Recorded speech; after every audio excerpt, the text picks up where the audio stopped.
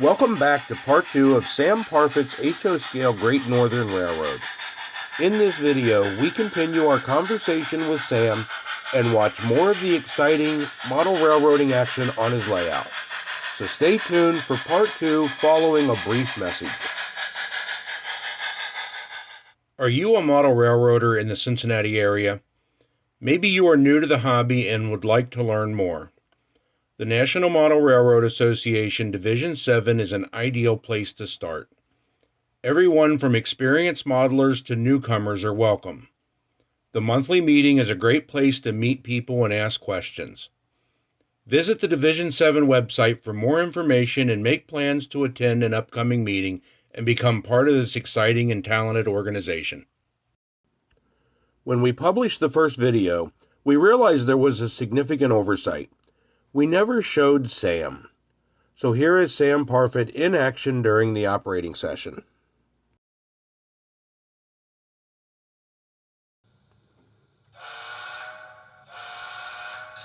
Part 1 closed with the freight train taking on water at Hilliard. We pick up Part 2 with that same freight train departing Hilliard. We'll get some nice looks of this train crossing the Tumwater Canyon and Chumstick Canyon trestles before turning our attention to a long ore drag. After the ore train, we'll see a tank train and then a reefer hotshot train depart St. Paul. All of this will go on in the background as I resume my conversation with Sam. Your layout offers so many interesting scenes for a visitor to look at.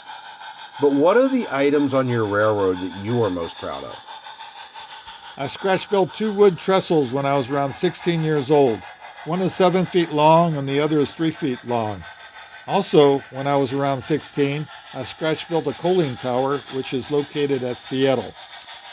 Both were articles in the Model Railroader magazine. As we walk around your layout, I noticed you have a logging railroad. Yes, the Swan River Logging Railroad has a 4-track yard, John Allen's time saver, and a double switchback to the valley where there is a runaround plus a 2-track yard. There are 7 logging engines. Anyone entering your train room is going to notice the large ore dock. Can you tell us a little bit about that? Yes, it is 12 foot long and holds about 120 ore cars. It is scratch-built from plans from the Great Northern Historical Society. It is an exact replica of the prototype in height and all dimensions except for the length. I didn't have room for a 30-foot long ore dock. What scenery material and techniques did you use? The bulk of the scenery is the old hard-shell method pioneered in the 70s using screen and paper towels dipped in plaster. Initially, back in the 80s, it took a lot of time and money to build a basement-sized layout. Raising a family of 5 on 1 income, I had to be creative. So initially, all the trees were made from goldenrod. It was free. This was another reason I hand-laid all my track and made my own turnouts. In the last few years, I have upgraded the scenery. I've added about 3,500 conifers to replace the goldenrod. Also, I made some 10 to 18-inch conifers.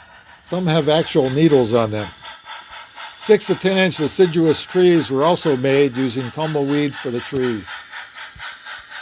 Back when I used to paint engines for other railroaders to help pay for my layout, one railroader lived in the Southwest. I asked him if he could get me some tumbleweed, and he sent me a box full of it.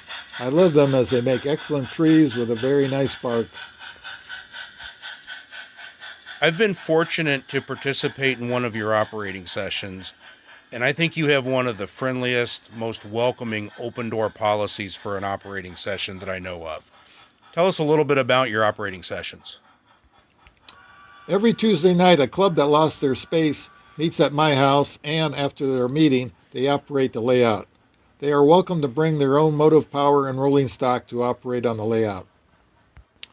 The third weekend of each month, I have an operating session for our local NMRA MCR Division 7 members. They also are free to bring their motive power and rolling stock. What do you enjoy most about the hobby? For me, the camaraderie is half the fun of model railroading. The NMRA MCR Division 7 is probably one of the best run and largest memberships in the NMRA. We have over 200 members in our division and around 75 registered layouts. We have excellent leadership, and with our new Zoom technology for railroaders that can't make the meeting, they can watch from their homes. What is also nice is each meeting we have a guest speaker on railroad topics, and then we visit 2 layouts after the meeting. We also have a contest table, a company store, and free DVD rentals. Initially, I had to spend a lot of time building the layout. Now I can enjoy it with other railroaders. Before any ops, I run a train over the entire layout to ensure all is working. With the layout being 45 years old, once in a while, a jumper wire will break between 2 rails, or a car choke going to a yard turnout needs repairing. All turnouts on the main line are controlled remotely by the dispatcher's panel. All yard turnouts are controlled by old car chokes. Since the engineer of the yard switcher moves along with the cars, it is easy for him to use the car choke to throw the turnout. Sam, on behalf of the NMRA Division 7 and all the viewers watching these videos, I want to thank you for opening your house and sharing your layout with us. We still have a few more minutes of video, so please continue watching and enjoying more of Sam Parfitt's Great Northern Railroad.